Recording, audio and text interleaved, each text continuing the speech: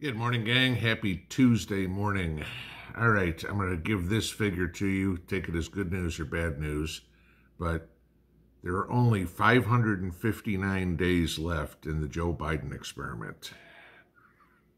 I don't know, good news that it's getting closer to being over, or bad news that we still have that much time left. It's like, oh my God, can we deal with this guy anymore?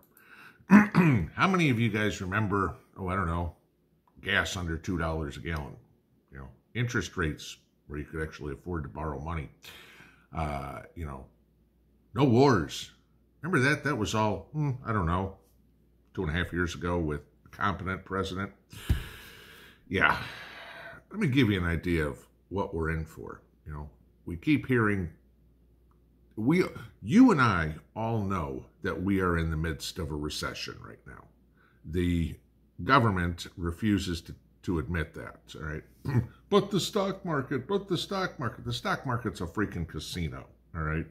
It doesn't trade on fundamentals whatsoever right now. And how can I tell you that? Because there's no reason that the stock market stays where it is when companies are failing left and right. Tell me how great Disney's doing for the stock market, or how great Anheuser-Busch is doing for the stock market right now. People are losing their ass if they're invested in that, right? Yet the economy, this is the best economy ever, right? That's what Joe Biden will tell you. I want to give you a few facts here. This might change your mind. U.S. banks just came out and talked about how much money they're losing on loans, whether that's personal loans, credit cards, auto financing, mortgages, or whatever. In other words, people defaulting on loans, not paying their bills, right? The banks just came out with their Q2 numbers, Q3 numbers, and fiscal year. And they posted the largest rise in loan losses since COVID. Okay? Gee, what was happening in COVID? Nope, you can't go to work. You've got to distance yourself. You've got to stay at home, whatever. But hey, we'll give you this PPP check or whatever. That's, a third of what your normal income was, and people wound up getting behind in their bills. Y'all know what I've talked about many times before is credit card debt is at an all-time high because people are financing their groceries because they can't afford to eat under Joe's economy, right? But yeah, so we have issues with banks loaning money to people and them not paying them back. Hear a lot of stories about banks reducing credit limits on people's credit cards because the banks are going, this person's maybe a little overextended, there's too much risk, we don't think they're going to pay, and so they start cutting back on it, right? Why would they do something like this? Oh, I don't know.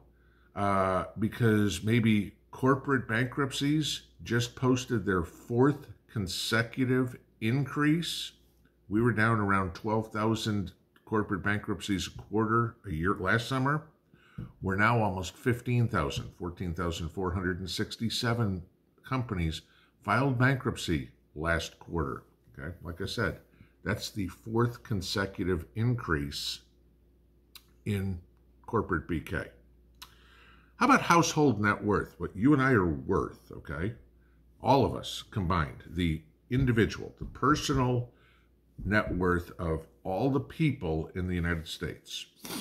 Oh, guess which way that's going? Well, thanks again, Joe.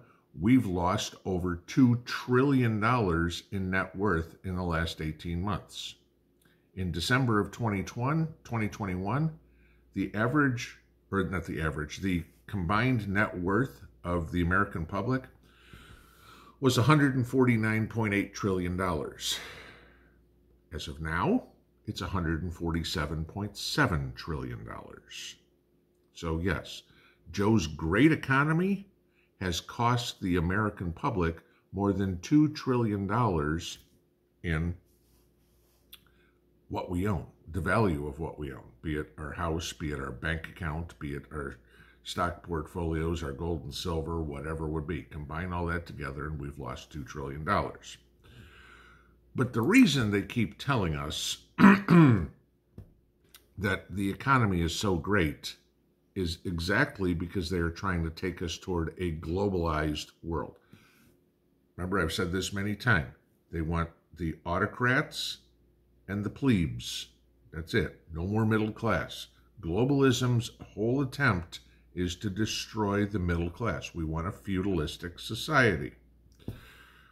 Why do I say this? I'll link this one below for you too. I'll just read the headline to you. Countries are so spooked by de-dollarization and the Western sanctions against Russia that they're increasingly moving gold assets back home for safekeeping. Okay?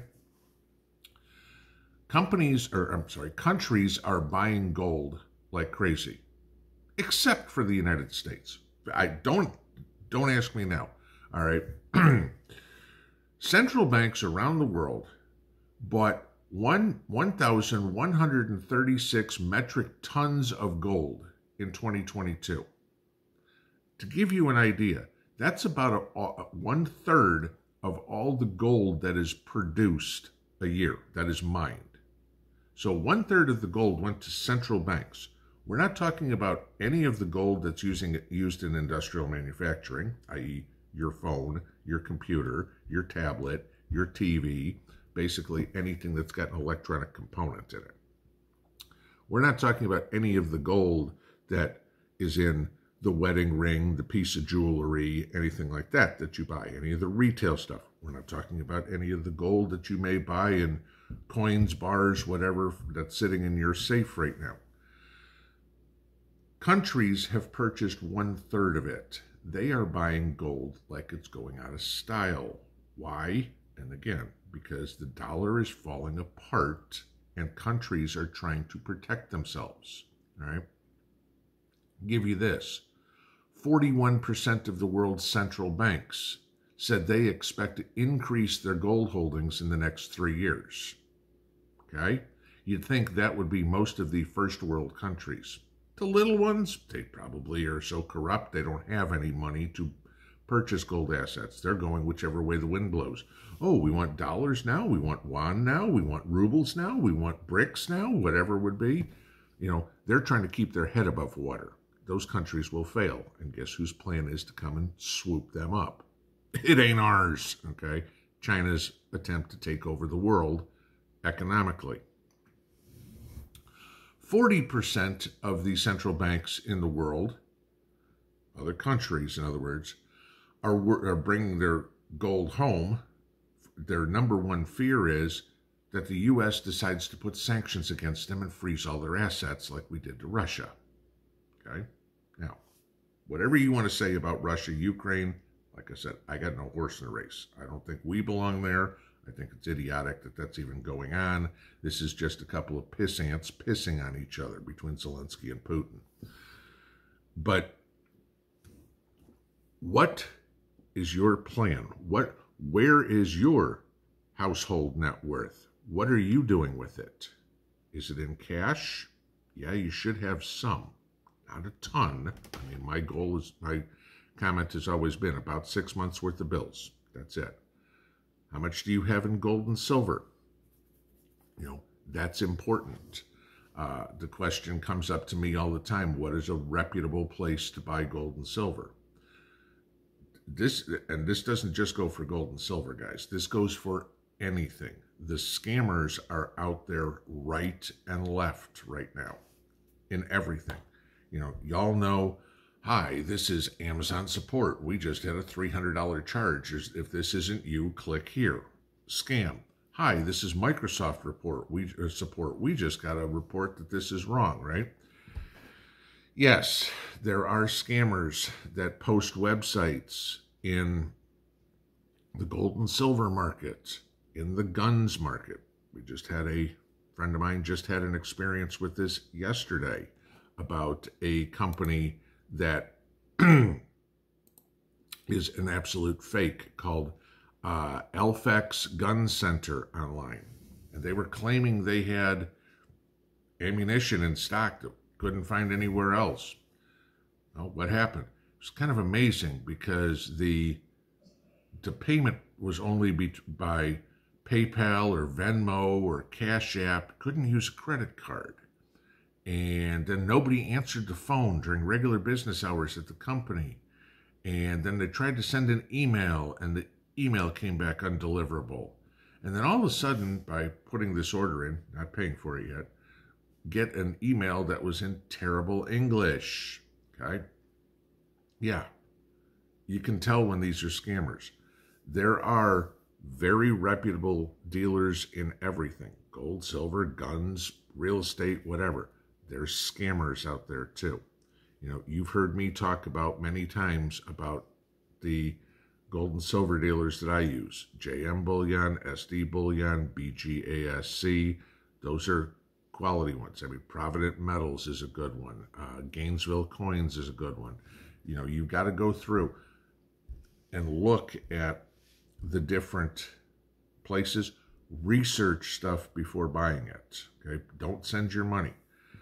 You know, again, we'll go into the same thing with land. These are all assets that you need to be putting money in, because hard assets, gold, silver, real estate, okay, appreciable assets are going to be the only store of wealth that you're going to have, any of that extra money. Sure, I understand. If you got $500 in the bank, it's not like you can go buy 2 acres of land somewhere. They're not going to do it.